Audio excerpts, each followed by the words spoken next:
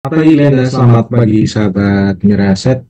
Jadi mungkin kita langsung saja digabung ya dan antara market commentary dengan strategi. Mungkin langsung ke slide pertama berikutnya. Ya, jadi overall sebenarnya ISG sendiri ini mencatatkan kinerja yang masih cukup positif ya di sepanjang bulan Mei sebesar 6,6% secara month-on-month dan ditutup pada level 7.175,8 dan ini juga dipengaruhi oleh arus modal asing masuk yang juga sangat kuat ya terjadi di sepanjang bulan Mei dan mungkin sepertinya memang ber, istilah ya Trump contrary ya untuk istilah sell in May and go away itu mungkin tidak terjadi di sepanjang bulan Mei ini. Mungkin next, kalau kita lihat ya sepanjang bulan Mei juga ada cukup berfluktuasi sebenarnya. Jadi penguatan memang tercapai sepanjang terbesar itu terjadi sepanjang 2 minggu pertama di bulan Mei dan relatif agak sedikit flat ya di pekan-pekan berikutnya ya terutama di pekan terakhir. Dan Dow Jones masing-masing dan S&P masing-masing menguat 3,9% dan 6,2% di bulan Mei dan di akhir bulan itu dia tutup masing-masing di 42.270 dan untuk S&P itu tutup di 5.912 dan mungkin di tengah berbagai positif tren tersebut ya untuk pasar dari Amerika terutama di menjelang di akhir bulan masih menghadapi banyak tantangan ya terkait dengan ketidakpastian mengenai perang dagang itu terus berlanjut dan Presiden Trump sendiri uh, menyatakan beberapa uh, pernyataan ya yang menyatakan bahwa China itu uh, melanggar perjanjian yang telah disepakati sebelumnya. Sementara itu juga terjadi ketidakpastian hukum yang terjadi di Amerika Serikat yang legal battle ya antara uh, Court of International Trade-nya US dengan pemerintah ya terkait dengan legitimasi dari tarif yang dikenakan oleh Trump baik dari baseline tarif 10% maupun tarif-tarif resiprokal.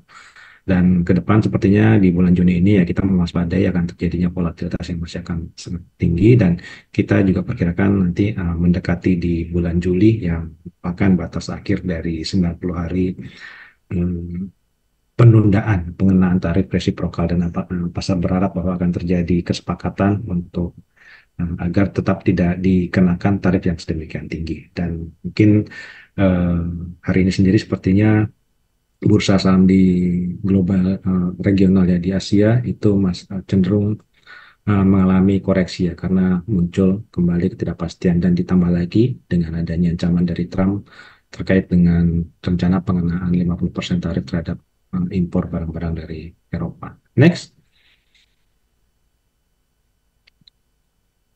Ya dan untuk Indonesia sendiri memang seperti saya sampaikan tadi perkembangan positif. Rupiah juga menguat dan ditutup di level 16.290 yang juga didorong oleh adanya perbaikan ya dari global risk sentiment. Dan selain itu juga dari dalam negeri beberapa data juga cenderung positif ya seperti data fiscal balance yang positif di sepanjang sampai dengan bulan April, kemudian juga balance of payment-nya juga masih sangat terkendali.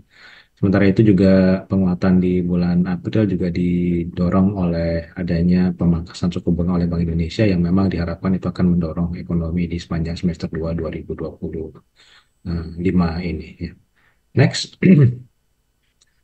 Kita overall sebenarnya masih cukup apa namanya mewaspadai ya apakah kenaikan ini ada pertanyaan kenapa apa kenaikan ini didorong secara fundamental oleh kondisi ekonomi yang kuat dan mungkin kalau menurut kita penguatan juga terjadi cenderung terlalu cepat eh, mengingat kondisi ekonominya juga mungkin secara umum seperti GDP-nya juga di bawah ekspektasi dan kemungkinan di kuartal 2 bahkan mungkin bisa lebih rendah dibandingkan dengan eh, di kuartal 1 ya. Kalau kita lihat mungkin household consumption dan investasi masih akan tetap rendah dan most likely untuk karena ketidakpastian yang dipengaruhi oleh dari sisi domestik maupun di luar negeri sepertinya juga investasi masih akan tetap tumbuh moderat. Sementara itu kita lihat ada kemungkinan ekspor akan mengalami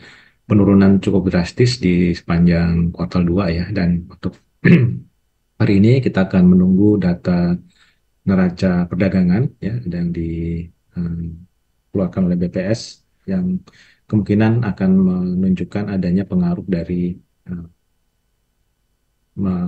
terjadinya eskalasi yang eskalasi dagang ya antara Amerika Serikat dengan mitra-mitra dagangnya yang mungkin sepertinya akan menyebabkan adanya pelemahan dari sisi surplus neraca perdagangan uh, untuk bulan April. Dengan perkembangan tersebut ya kami masih merekomendasikan untuk waspada terkait dengan kenaikan yang cukup tajam sepanjang bulan Mei. Dan mungkin untuk sementara ini yang bisa dilakukan adalah eh, dengan tren penurunan suku bunga ya kita lihat akan berdampak positif kepada pasar dari obligasi pemerintah. Mungkin demikian dari saya sementara ini, kembali ke Glenna. Terima kasih.